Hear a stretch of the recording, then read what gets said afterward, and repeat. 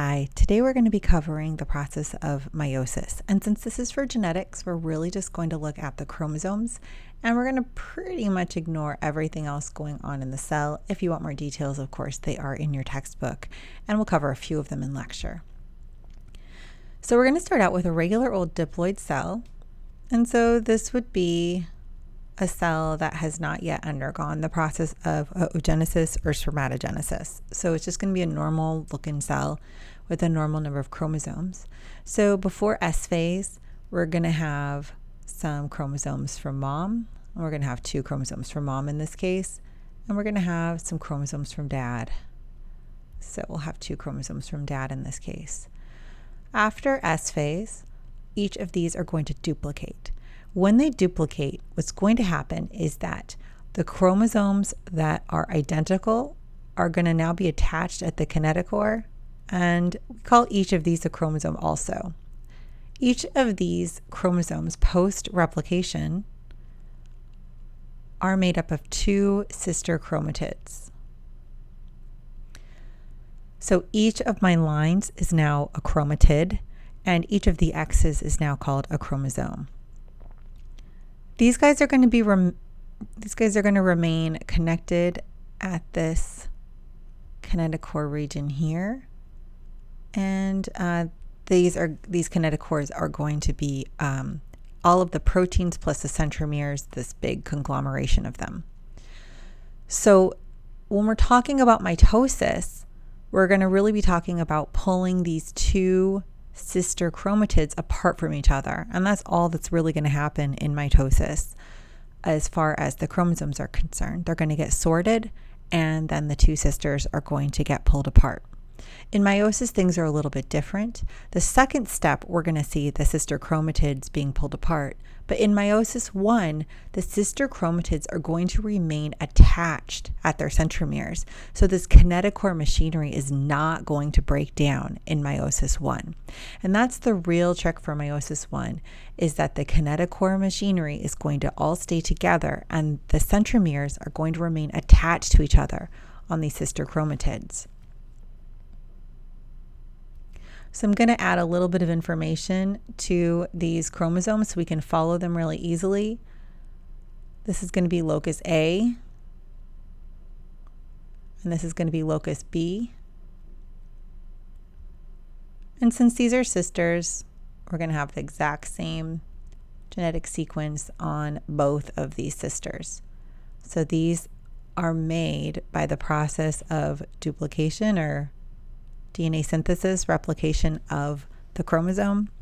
And so they're going to be identical sequences. This one here is identical to this one here. So let's see what happens next. So this is going to be post S phase.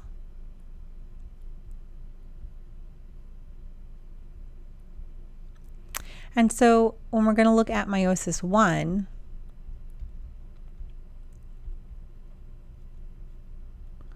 the main thing that's going to happen is that the homologs are going to line up on the metaphase plate. So just like I've drawn it here. So here's going to be the metaphase plate for meiosis 1. And then they're going to get pulled apart from each other. So again, the sister chromatids are going to remain attached.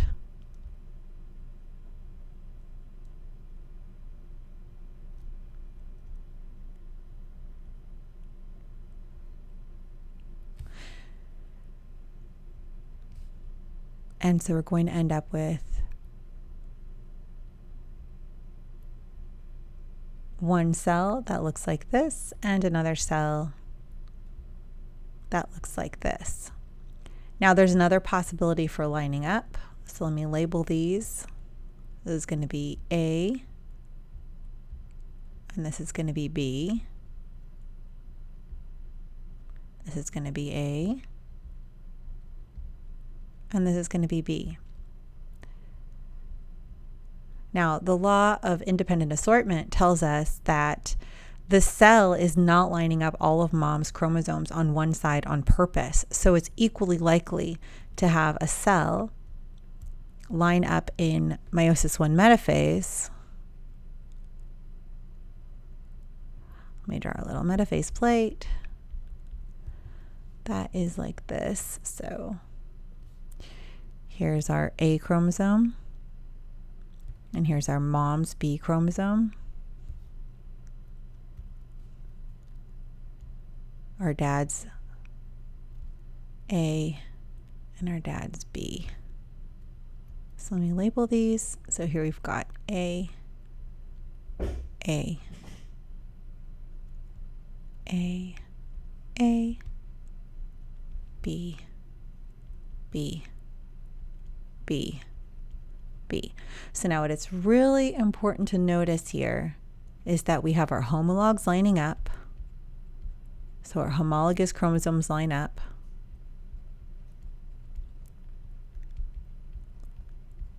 So that's going to be one from mom and one from dad. And our sisters remain attached.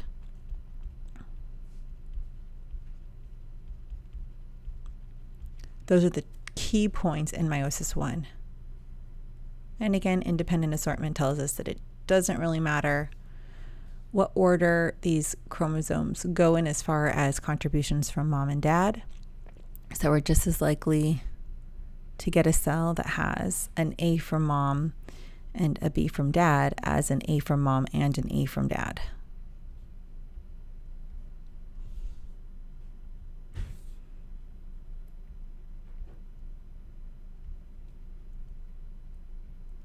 So the top possibility and the bottom possibility are both equally likely.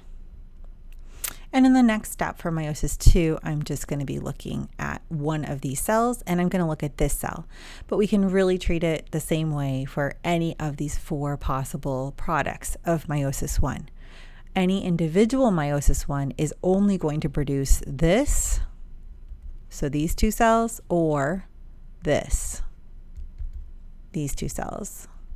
But when we're thinking about spermatogenesis and oogenesis, we're really thinking about a lot of cells getting made, and so we should find all 4 of these cells in approximately equal numbers.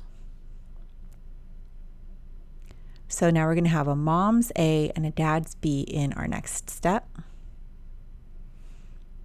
So let's draw this cell that we're going to use for meiosis 2. So we've got mom and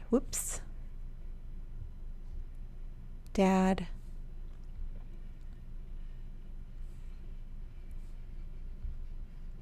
so mom's A and dad's version of B. And now let's just draw the little metaphase plate going right down the middle. And so when these separates into 2 cells,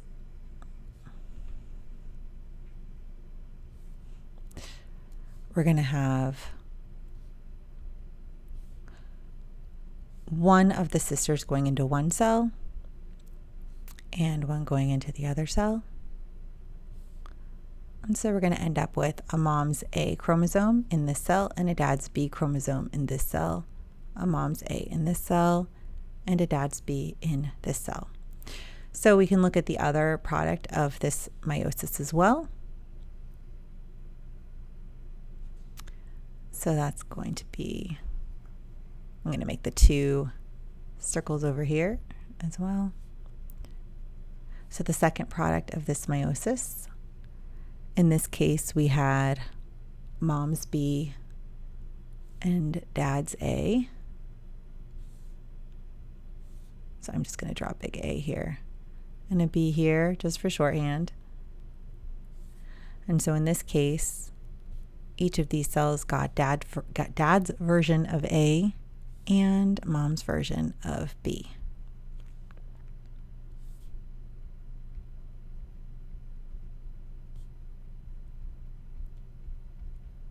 So these are going to be the 4 products of a single meiosis.